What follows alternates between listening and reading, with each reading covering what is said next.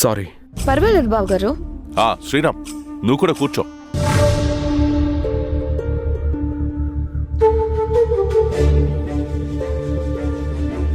Thanks. Balu, ఇందాక ఆదిత్య అన్న మాటల్ని నువ్వేమి పట్టించుకోకు. వాడేదో ఫ్రస్ట్రేషన్లో అలా అన్నాడు. ఫ్రస్ట్రేషన్లో ఉంటే బాలుని ఎంత మాట పడితే అంత మాట అనేస్తాడా? అలాంటి వాడికి లోపల దాకా రావడానికి పర్మిషన్ ఎవరిచ్చారు? ఇంకోసారి పిచ్చి కూతలు కూస్తే ఆ రాస్కల్ని జైల్లోకి తోసేస్తాను. బాలు, అంతే కదా? అంతే. బాలు, ఎంతైనా ఆదిత్య మన తమ్ముడురా. ప్లీజ్ వాడి మీద కోపాన్ని పెంచుకోవద్దు.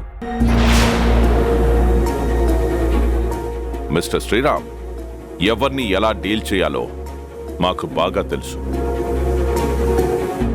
మీకు బాగానే తెలుసని నాకు తెలుసు దుర్గా ప్రసాద్ గారు.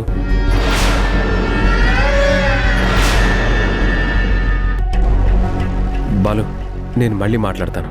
వాడి గురించి అయితే ఇంకా అవసరం లేదు. సరే. అన్నయ్య, తినేసి వెళ్ళు. బాలు, నీ అన్నయ్య మా డాడీ చెప్తేనే వినలేదు. నువ్వు నేను చెప్తే మాత్రం వింటారా ఏంటి?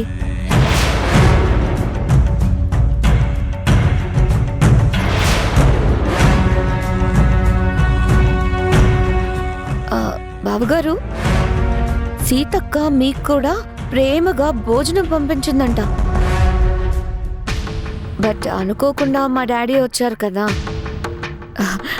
మేము తిన్నాక మిగిలితే మీ రూమ్కి పంపిస్తాను. మీరు అక్కడ వెయిట్ చేయండి.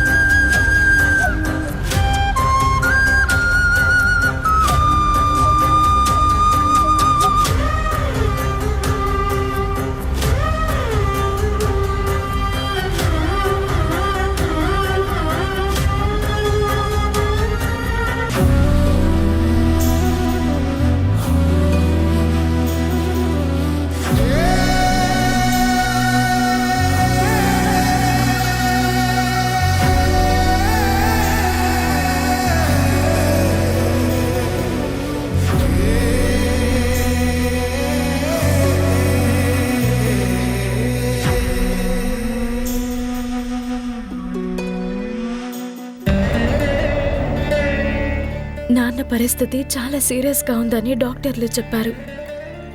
ఆపరేషన్ కోసం 5 లక్షలు కావాలి. ఎవరిని అడగాలి? ఆయనేమో అన్ని అధికారాలతో పాటు డబ్బునిచ్చి పవర్ని కూడా బాలుకి అప్పగించేశారు. ఇలాంటి స్థితిలో నేను డబ్బు కోసం అడిగితే ఆయన చాలా ఇబ్బంది పడతారు. పోనీ అక్క అక్క అని నన్ను ఎంతో ప్రేమగా పిలిచే నా చెల్లి శశిని అడిగితే? అవును. ఏమండి, వచ్చేసారా? మన చందుతో మధ్యాహ్నం మీకు ఇష్టమైనవన్నీ చేసి క్యారేజ్ పంపించాను. మీరు తిన్నారా? తిన్నా. మేము తిన్నాక మిగిలితే మీ రూమ్కి పంపిస్తాను.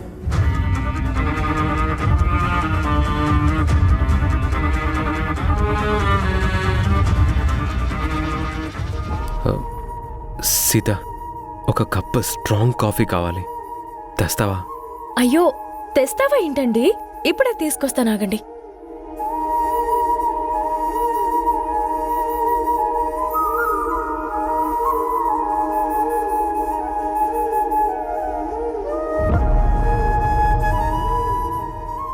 అలాంటి వాడికి లోపల దాకా రావడానికి పర్మిషన్ ఎవరిచ్చారు? ఇంకోసారి పిచ్చి కూతలు కూస్తే ఆ రాస్కల్ని జైల్లోకి తోసేస్తాను. బాలు, అంతే కదా? అంతే. వాడి గురించి అయితే ఇంకా అవసరం లేదు. ఇదిగోండి స్ట్రాంగ్ కాఫీ తీసుకోండి.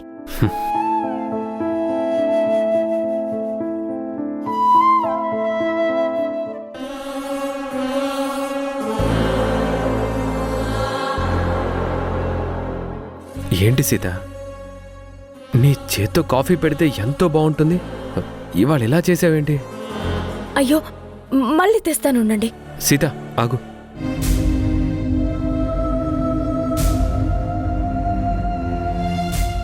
ఏమైంది సీత, అలా ఉన్నావేంటి? నాకా? నాకేమైంది? నేను బాగానే ఉన్నాను. ఏదా మాటని నా కళ్ళలోకి చూస్తూ చెప్పు. చెప్పు సీత, ఏదైనా ప్రాబ్లం? అదేం లేదండి.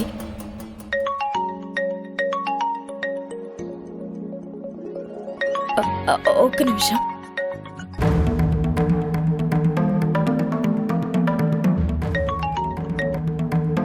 హలో అమ్మా సీత, పిన్ని చెప్పు.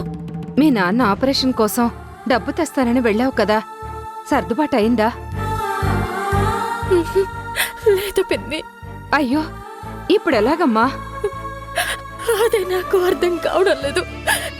ఎవరిని అడగాలో, ఏం చెయ్యాలో.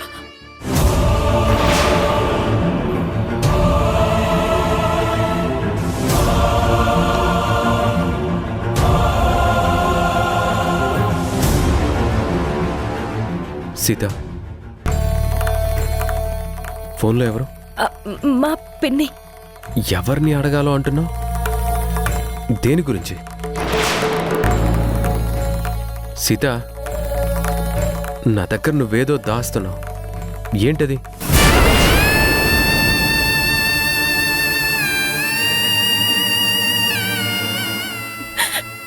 ఏమండి, మా నాన్నకి గుండె జబ్బు వచ్చింది.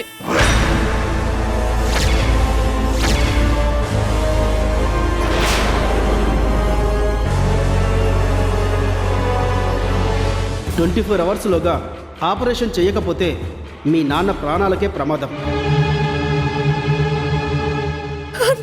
అందుకే నేను ఇలాగా. సీత, మావయ్య గారికి అంత సీరియస్గా ఉంటే నువ్వు నాతో ఒక్క మాట అయినా చెప్పలేదేంటి? ఏం చెప్పను, ఎలా చెప్పను?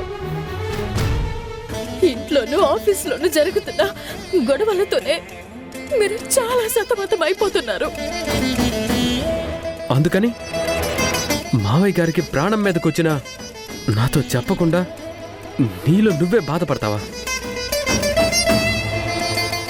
నేనిప్పుడే వెళ్ళి పరిస్థితిని వివరించి డబ్బు కావాలని అమ్మ వాళ్ళని అడుగుతాను. వద్దండి, అంత డబ్బు మీ దగ్గరే లేనప్పుడు వాళ్ళ దగ్గర మాత్రం ఎలా ఉంటుంది? పైగా ఇప్పుడున్న పరిస్థితుల్లో అలా అడగడం కూడా మంచిది కాదు.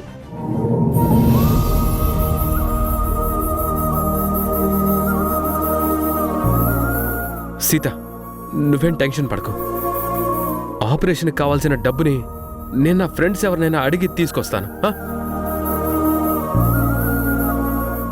కోట్ల డబ్బుతో బిజినెస్ చేసిన నా భర్త ఇప్పుడు 5 లక్షల కోసం ఎవరినూ అడగాల్సిన పరిస్థితి వచ్చింది కదా.